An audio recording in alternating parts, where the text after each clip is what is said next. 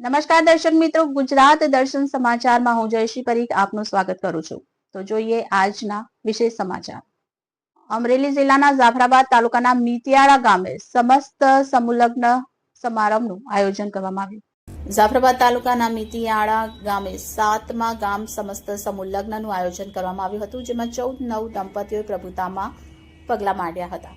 જાફરાબાદ તાલુકાના મિતિયાળા ગામમાં સમૂહલગ્નમાં હાજરી આપતા જાફરાબાદ રાજુલા ખાંભાના લોકલાડીલા ધારાસભ્ય હીરાભાઈ સોલંકી, મનહરભાઈ બારિયા, બાબરકોટ ગામના સરપંચ અનકભાઈ સાંખટ, ઉપસરપંચ, ગ્રામ પંચાયતના સભ્ય, હકોદર ગામના સરપંચ, રાહશરૂપ ગામના સરપંચ તેમજ ઉપસરપંચ, તમામ આગેવાન, વડેલ તથા સાધુ સંતો, મહંતો તેમજ મિતિયાળા ગામના સરપંચ, ઉપસરપંચ તેમજ તમામ સભ્યશ્રીઓ તેમજ આજુબાજુ ગામના સરપંચ તથા આજુબાજુ આવેલ કંપનીઓના અધિકારીઓ ઉપસ્થિત રહ્યા હતા. ઉપસ્થિત તમામ મહેમાનોનું અને સાધુ સંતો મહંતોનું સમૂહ લગ્ન આયોજક કરતા દ્વારા ભવ્ય સ્વાગત કર્યું હતું. મિતિયાળા ગામે આયોજિત સમૂહ લગ્ન સમારોહમાં ગામના મહિલા મંડળ, ગામના તમામ ગ્રુપ તથા યુવાનો, આગેવાનો, વડીલો, ભાઈઓ બહેનો દ્વારા ભગીરથ સેવા આપી સમૂહ લગ્ન કાર્યને સાર્થક અને સફળ કર્યું હતું.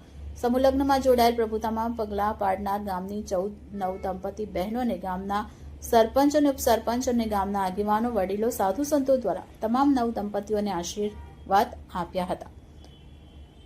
રિપોર્ટ ભૂપત સાંખટ, ગુજરાત દર્શન સમાચાર, જાફરાબાદ.